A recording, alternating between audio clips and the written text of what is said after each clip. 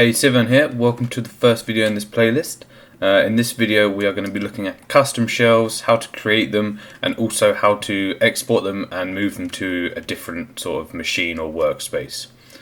So, in previous playlist I sort of spoke about different tools, and every time we had to go into menu systems and find them, which is quite sort of slow workflow.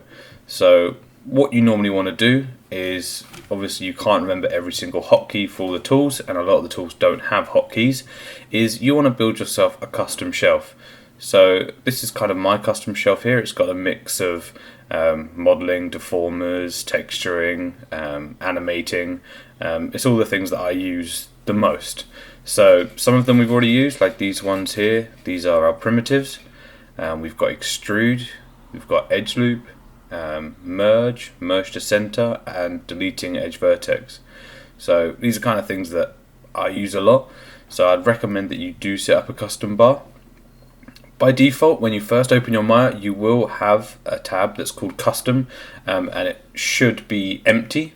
This is across all versions. They all come with a default custom tab that's empty.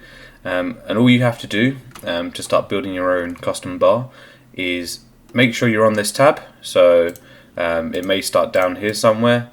Just click on that tab, and then anytime we come into contact with a tool that's going to be used a lot, so say for example I've got primitives, we start with them on everything we pretty much model. So I can go into create, polygon primitives, and then what I can do is hold down Control, Shift and left click, and it's now added it to my custom bar. You can add as many as you want, and it will add duplicates of the same tool. So if you make a mistake or you don't need that tool anymore, just right click on that tool and delete. And like I said, I try and build it up in sections. So I've got my primitives, then I've got some kind of basic manipulation tools, then I've got texturing here, then I've got animating, and then I've got some deformers at the end. You can go into your shelf options, so shelf editor. So say if you aren't happy with the order, rather than deleting every tool, you can move the tools up and down your list. So on my custom one, I can sort of move my cube down my shelf, or move my tools around where I want. So you have kind of some freedom with it. These ones here, where they look like a kind of page from a book or something with a pencil, this is because I've stored the options box. So this is kind of duplicate special, which we'll look at in one of the later videos. But duplicate special, normally you don't want to run it straight away. You want to adjust the settings first.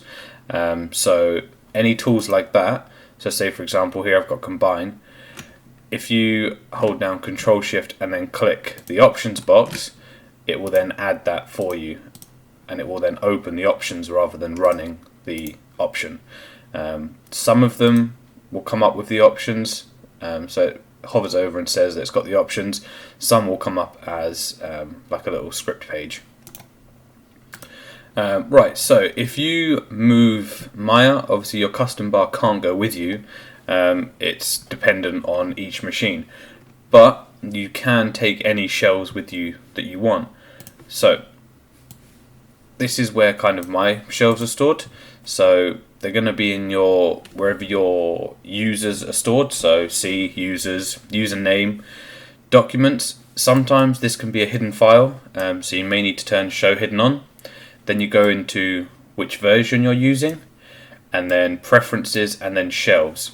All you then need to do is just copy whichever bar you want to take with you. So I've got custom here, so I just copy it and paste it into a file, or on a USB or something, to take to a new version. And then all you do is just do the reverse. When you go onto another machine, open up this location and just paste in your custom bar. I do recommend setting up a custom bar, and as we go through kind of more videos, more playlists, I will be kind of recommending tools that you should add. So like I said, so far we've done primitives, which I would add. So you've got cube, cylinder, pipe, sphere and plane. We've then got extrude, edge loop, merge to center, and delete edge vertex.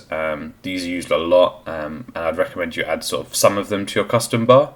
And we've also got freeze transformation and center pivot here as well. But that's it for creating your custom shelf. See you in the next video.